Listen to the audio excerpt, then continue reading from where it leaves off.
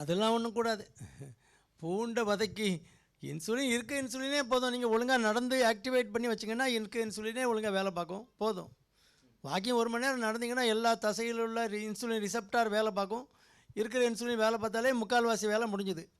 சும்மா மக்கு மாதிரி இன்சுலினையும் போட்டுக்கிட்டு மாத்திரையும் போட்டுக்கிட்டு அப்படியே உட்காந்துருந்தா ஒன்றும் கதை நடக்காது. இன்சுலின் வேலை பார்க்கணும்ல. கொத்தனார் வேலைக்கு விடலாம், அவன் வேலை பார்க்குறான்னு நீ பார்க்கணும்ல. கொத்தனார் வேலை விட்டுடலாம், 4 சித்தாளை விட்டுடலாம், பீடி குடிச்சிட்டாங்கன்னு உட்காந்தானா இதானே நடக்குது. அதே தான் நீங்கள் இன்சுலின் போட்டாலும் சரி மாத்திரை போட்டால் இன்சுலின் சுரந்துடும். வேலை பார்க்கணுன்னா என்னது? வேலை பார்க்கணுன்னா தசைக்கு வேலை கொடுக்கணும். அதுக்காக தான் இந்த தசைக்கு வேலை கொடுக்குறதுக்காக தான் நடக்க சொல்கிறோம். நடந்தால் தான் தசையில் உள்ள ரிசப்டார் ஆக்டிவாக இருக்கும். கொத்தனார் வேலை பார்ப்பார். கொத்தனார் சம்பளத்தை மட்டும் கொடுக்காதீங்க, வேலை வாங்கிட்டு கொடுங்க. வேலை வாங்கலைன்னா அப்புறம் என்ன பண்ணுறது? நாங்கள் ஒன்றும் செய்ய முடியாது. உங்கள் சம்பளம் வீணாக போகுது. எந்த பூண்டை வதக்குனாலும் ஒன்றும் கதை நடக்காது. அதனால் வேஸ்ட்டு. 2-3 பூண்டு டெய்லி பூண்டு அரிசி சேர்த்துக்கலாமே தவிர அது ஒன்றும் பெரிய மருந்தெல்லாம் கிடையாது. சுகருக்கு நீங்கள் ஃபிசிக்கல் ஆக்டிவிட்டி நல்லா இருக்கணும், மாவு பொருளை கொஞ்சம் குறைக்கணும், அவ்வளோதான்.